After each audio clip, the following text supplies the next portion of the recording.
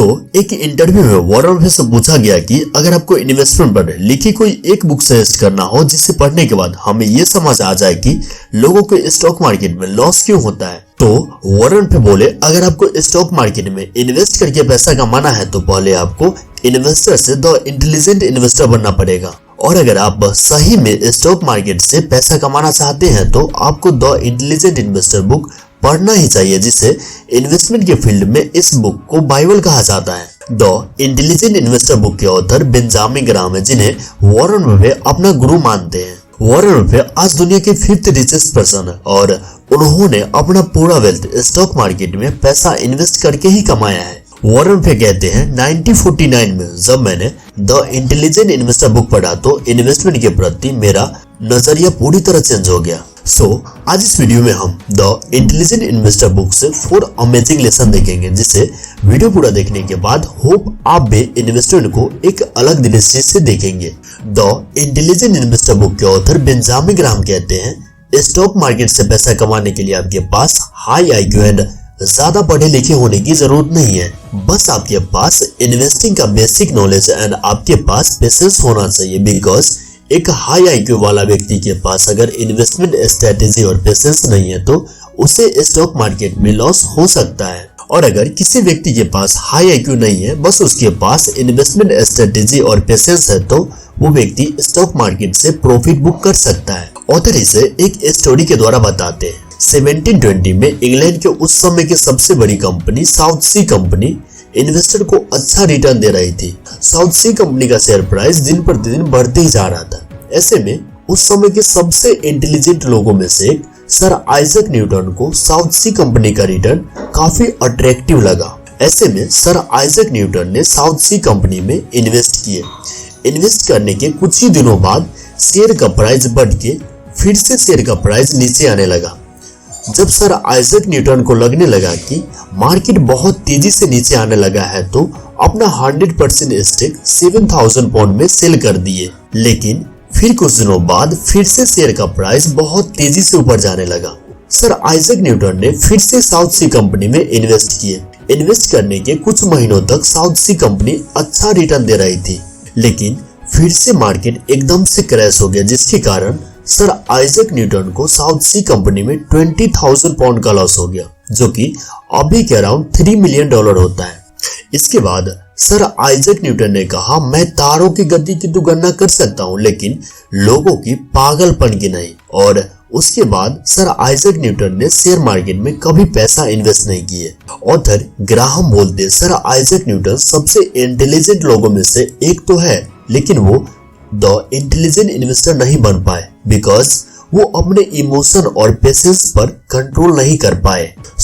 इस स्टोरी से हमें ये लेसन मिलता है कि अगर आप दुनिया के सबसे इंटेलिजेंट लोगों में से एक क्यों ना हो, अगर आपके पास इन्वेस्टमेंट स्ट्रेटेजी और आप अपने इमोशन पर कंट्रोल करके पेशेंस आपके अंदर नहीं है तो आपको स्टॉक मार्केट में लॉस हो सकता है। और अगर आप दुनिया के टॉप 10 इंटेलिजेंट लोगों में से एक नहीं है और आपके पास इन्वेस्टमेंट स्ट्रेटेजी और आप अपने इमोशन पर कंट्रोल करके पेशेंस के साथ उसे लॉन्ग टर्म के लिए होल्ड करके रख पाते हैं तो आप स्टॉक मार्केट से अच्छा प्रॉफिट कर सकते हैं। रोनाल्ड जेम्स रीड जो कि एक वॉचमैन एंड मैकेनिक थे। रोनाल्ड रीड ज्यादा पढ़े लिखे नहीं थे, इसलिए 25 सालों तक एक गैस स्टेशन पर मैकेनिक के रूप में काम किया और 17 सालों तक वॉचमैन का काम किए।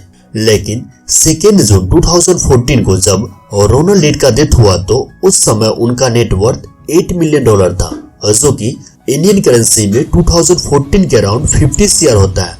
अब आप बोलेंगे एक वॉचमैन एंड मैकेनिक के पास इतना सारा पैसा कैसे आया, तो इसका जवाब है इन्वेस्टिंग। रोनाल्ड रीड शुरू से ही डिसिप्लिन और पेशेंस के साथ इन्वेस्ट करते गए। फर्स्ट स्टोरी में दुनिया के सबसे इंटेलिजेंट लोगों में से एक आदमी सर आइजैक न्यूटन को स्टॉक मार्केट में लॉस हुआ बिकॉज सर आइजैक न्यूटन अपने फील्ड के इंटेलिजेंट लोगों में से एक थे, लेकिन उनके पास स्टॉक मार्केट में कोई स्ट्रेटेजी नहीं था, जिसके कारण वो अपने इमोशन पर कंट्रोल नहीं कर पाए, इसलिए उन्हें लॉस हुआ। और सेकेंड स्टोरी में एक वॉचमैन को 50 करोड़ का प्रॉफिट हुआ बिकॉज वो अच्छी कंपनी में इन्वेस्ट करने के साथ अपने इमोशन पर कंट्रोल करके उसे लॉन्ग टर्म के लिए होल्ड करके रखा, इसलिए उसे स्टॉक मार्केट से प्रॉफिट हुआ। सो इस स्टोरी से हमें ये लेसन मिलता है, अगर आपके पास हाई आईक्यू नहीं है, अगर आप अच्छे कंपनी में इन्वेस्ट करते हैं और अपने इमोशन पर कंट्रोल करके पेशेंस के साथ उसे लॉन्ग टर्म के लिए होल्ड करके रखते हैं, तो आप स्टॉक मार्केट से अच्छा रिटर्न ले सकते हैं। Lesson number 1, investor versus speculator. हमें ऐसा लगता है कि स्टॉक मार्केट से शेयर खरीदने को इन्वेस्टर कहते हैं, लेकिन बेंजामिन ग्राहम उसे स्पेकुलेटर कहते हैं। बिकॉज स्पेकुलेटर ये नहीं देखता कि वो कंपनी कैसा है, उस कंपनी का मैनेजमेंट फ्यूचर के बारे में क्या प्लान कर रही है। स्पेकुलेटर बस कंपनी का शेयर प्राइस देखता है और उसी से ये अंदाजा लगाता है कि शेयर का प्राइस ऊपर जाएगा या नीचे।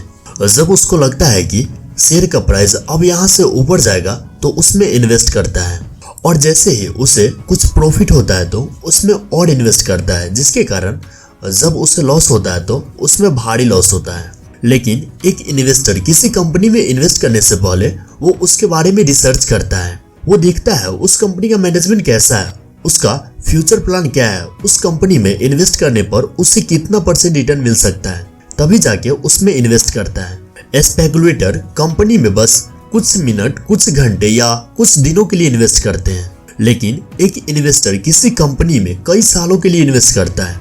बिकॉज इन्वेस्टर कंपनी का शेयर प्राइस देख के नहीं इन्वेस्ट करता है, इन्वेस्टर कंपनी के प्रोडक्ट, मैनेजमेंट एंड कंपनी के फ्यूचर प्लान को देख के उसमें इन्वेस्ट करता है। और इसीलिए बेंजामिन ग्राहम कहते हैं इन्वेस्टर को किसी कंपनी में इन्वेस्ट करने से पहले thorough analysis, promise, safety of principal and adequate return पर फोकस करना चाहिए। Lesson number 2, aggressive versus defensive versus enterprising investor. Aggressive versus defensive versus enterprising investor में क्या डिफरेंस होता है, इसे हम 3 दोस्त की स्टोरी से देखते हैं। हम ऐसा मान लेते हैं कि रोहित एग्रेसिव इन्वेस्टर है, सोहित डिफेंसिव इन्वेस्टर है और मोहित एंटरप्राइजिंग इन्वेस्टर है। सो रोहित जब किसी स्टॉक में इन्वेस्ट करता है तो रोहित चाहता है कि उसे हाई रिटर्न मिले, इसलिए रोहित बिना कंपनी के बारे में रिसर्च किए सिर्फ बढ़ती शेयर प्राइस को देख के उस कंपनी में इन्वेस्ट कर देता है। रोहित ये नहीं देखता कि उस कंपनी में इन्वेस्ट करने पर उसे लॉस भी हो सकता है। रोहित हाई रिस्क लेता है, जिसके कारण उसे कई बार मोटा लॉस भी होता है। रोहित को जब किसी स्टॉक के बारे में पता चलता है कि उस स्टॉक का प्राइस बढ़ने वाला है तो रोहित उसी स्टॉक में इन्वेस्ट करता, जिसके कारण रोहित को 10 में से 2 कंपनी में हाई रिटर्न मिलता और 8 कंपनी में उससे मोटा लॉस होता। सो एग्रेसिव इन्वेस्टर लोगों के टिप्स एंड ब्रोकर के एडवाइस पे इन्वेस्ट करता है, जिसके कारण उसे ज्यादातर स्टॉक में लॉस उठाना पड़ता है। डिफेंसिव इन्वेस्टर जिसमें सोहित जैसे लोग आते हैं, सोहित कंपनी में इन्वेस्ट करने से पहले उसके बारे में रिसर्च करता है और उसे लगता है कि कंपनी का मैनेजमेंट सही है, उसके बाद ही उसमें इन्वेस्ट करता है। ऐसा नहीं है कि सोहित अपना सभी पैसा स्टॉक में ही इन्वेस्ट करता है।